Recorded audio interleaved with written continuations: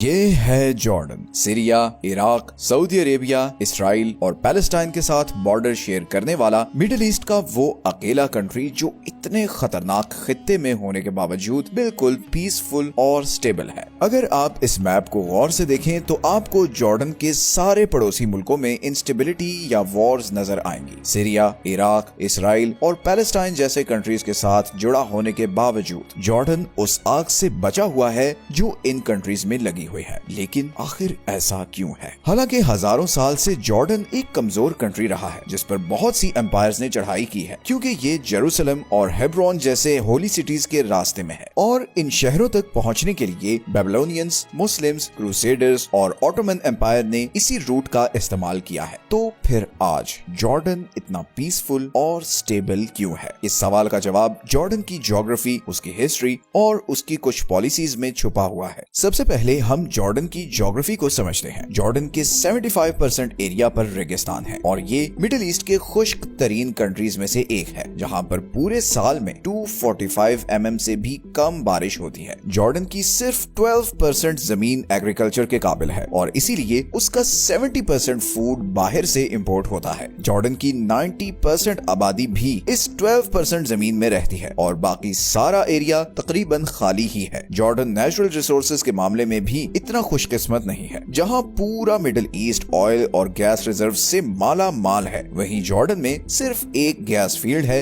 جس سے جارڈن کا صرف ایک ہی پاور پلانٹ چلتا ہے۔ جارڈن کی باقی ساری انرجی سپلائی باہر سے امپورٹ ہوتی ہے۔ تو جیوگرافیکلی اور ریسورس وائز جارڈن شاید مڈل ایسٹ کا سب سے بدقسمت کنٹری ہے، مگر یہ ڈس ایڈوانٹیج ہی جارڈن کو سم وٹ سیف بھی بناتا ہے، کیونکہ جس جگہ کوئی ریسورس ہی نہیں تو وہاں گلوبل سپر پاورز ڈائریکٹلی یا انڈائریکٹلی کیوں انوالو ہوں، جیسے سیریا یا عراق میں ہو رہا ہے۔ اسی طرح اگر ہم جارڈن کی ہسٹری دیکھیں تو وہ اس کے آج کی سچویشن کے بالکل اپوزٹ ہے۔ جارڈن پر ہمیشہ سے مختلف امپائرز اٹیک کرتی اور اسے کنٹرول کرنے کی کوشش کرتی رہی ہیں۔ آج سے 3000 سال پہلے جارڈن پر 3 کنگڈمز امن، مواب اور ایڈوم کا راج تھا، لیکن پھر کچھ ہی عرصے بعد یہ تینوں کنگڈمز اسیرین امپائر کے کنٹرول میں چلی گئی۔ پھر کچھ برسوں بعد بیبلونینز نے اس سارے ایریا پر قبضہ کر لیا۔ پھر 5th سینچری کے آس پاس یہ سارا ایریا پرشین امپائر کے کنٹرول میں چلا گیا، اور پھر گریک امپائر نے پرشین امپائر کو شکست دے کر اس ایریا کو اپنے کنٹرول میں لے لیا۔ گریکس کے بعد یہ ایریا رومن امپائر کے کنٹرول میں چلا گیا، جس نے پھر اس سارے ایریا کو کلچرلی اور ایڈمنسٹریٹولی بہت چینج کر دیا۔ لیکن پھر پرشین امپائر ایک بار پھر ابھری اور 6th سینچری کے آخر تک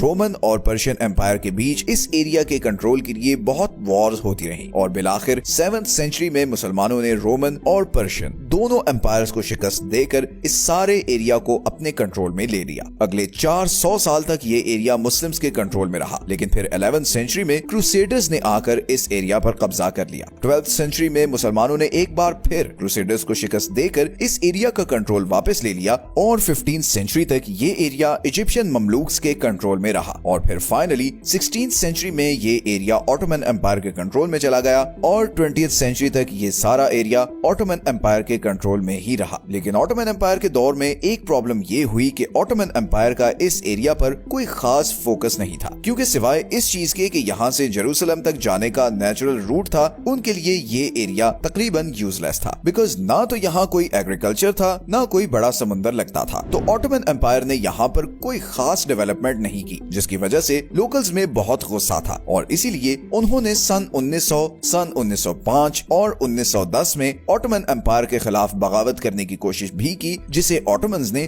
بری طرح کچل دیا۔ مگر لوکل جارڈینینز نے اس گھاؤ کو ہمیشہ یاد رکھا، اور ورلڈ وار 1 میں انہوں نے آٹومن امپائر کے خلاف برٹش امپائر کا ساتھ دیا، اور جب ورلڈ وار 1 ختم ہوئی تو جارڈن برٹش امپائر کی ہی کالونی بن گیا، اور 1946 تک برٹش کنٹرول میں ہی رہا۔ 1946 میں جارڈن برٹش کنٹرول سے آزاد ہوا اور ورلڈ میپ پر ایک انڈیپینڈنٹ کنٹری کے طور پر سامنے آیا۔ اب جارڈن کا نام تھا ہیشمائٹ کنگڈم آف جارڈن، اور اس کے بادشاہ تھے کنگ عبداللہ حسین۔ مگر آزادی کے بعد جارڈن ایک کمپلیکس سچویشن میں تھا۔ اس کے بالکل ساتھ ایک نئی آباد ہونے والی اسٹیٹ آف اسرائیل تھی، جس کے خلاف سارا عرب تھا۔ آزادی کے 2 سال بعد ہی 1948 میں جارڈن 7 عرب کنٹریز کے ساتھ مل کر اسرائیل کے خلاف وار میں چلا گیا۔ اس وار کو فرسٹ عرب اسرائیل وار بھی کہتے ہیں۔ اس وار میں جارڈن نے ویسٹ بینک اور ایسٹرن جیروسلم تک قبضہ کر لیا۔ ہزاروں فلسطینیوں نے کنگ عبداللہ کو اپنا بادشاہ مان لیا۔ लिया और 1967 तक वेस्ट बैंक और ईस्ट जेरूसलम जॉर्डन का ही हिस्सा रहे। फिर 1967 में 6 डे वॉर में इसराइल ने अटैक करके West Bank, Golan Heights, Sinai और गजा पर कब्जा कर लिया। फिर 1970 और 1973 में भी जॉर्डन और इसराइल के बीच लड़ाई हुई, जिसमें जॉर्डन को बहुत भारी नुकसान उठाना पड़ा। इसी दौरान हजारों की तादाद में फलस्तीनी रेफ्यूजीज जॉर्डन में आकर आबाद होने लगे और जॉर्डन ने भी सब रेफ्यूजीज के लिए अपने बॉर्डर्स खोल दिए। इन सब का जॉर्डन की इकोनॉमी और पॉलिटिकल सिस्टम पर बहुत बुरा असर भी पड़ा और 1999 तक जॉर्डन में बहुत ज्यादा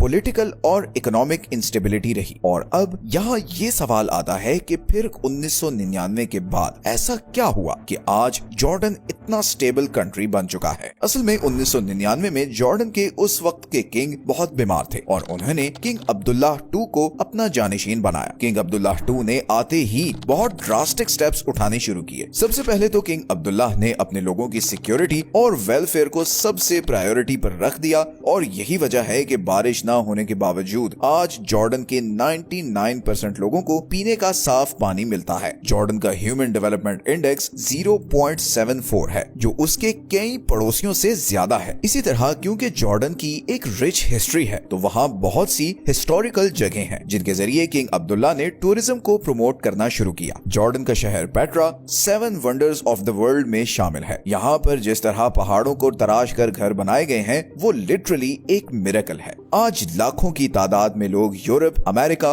और दूसरे एशियन कंट्री से सिर्फ टूरिज्म के लिए जॉर्डन आते हैं, लेकिन ऐसी हिस्टोरिकल जगह तो सीरिया और इराक में भी बहुत हैं। तो टूरिस्ट वहाँ क्यों नहीं जाते? इसका ऑब्वियस आंसर है इराक और सीरिया की law and order situation. Tourism के लिए सबसे इम्पोर्टेंट चीज होती है सेफ्टी एंड सिक्योरिटी। हर तरफ वॉर में घिरे हुए इस खित्ते में यही चीज इंश्योर करने के लिए किंग अब्दुल्लाह ने आते ही इसराइल के साथ पीस ट्रीटीज साइन की। इसराइल के साथ फ्रेंडली रिलेशन रखने से जॉर्डन ऑटोमेटिकली यूके और यूएसए का भी एलाय बन गया और उसे उनसे फाइनेंशियल एड भी मिलने लगी, जिसको किंग अब्दुल्लाह अपने लोगों के वेलफेयर पर खर्च करने लगा। लेकिन इसराइल के साथ पीस डील करना एक दो धारी तलवार थी, क्योंकि सारा अरब इसराइल के खिलाफ था। तो ऐसे में अरब कंट्रीज ने जॉर्डन के खिलाफ कोई एक्शन क्यों नहीं लिया? इसकी एक बहुत बड़ी वजह यह है कि जॉर्डन पूरे अरब बल्कि पूरी दुनिया में सबसे ज्यादा रेफ्यूजीज लेने वाला मुल्क है। जॉर्डन में 30 लाख पैलेस्टीनियंस, 11 लाख के करीब सीरियंस और हजारों इराकी, चेचन और आर्मेनियंस आबाद हैं। इतने रेफ्यूजीज अपने मुल्क में रखने की वजह से सब कंट्रीज जॉर्डन की रिस्पेक्ट करते हैं, बिकॉज अगर जॉर्डन इन रेफ्यूजीज को ना लेता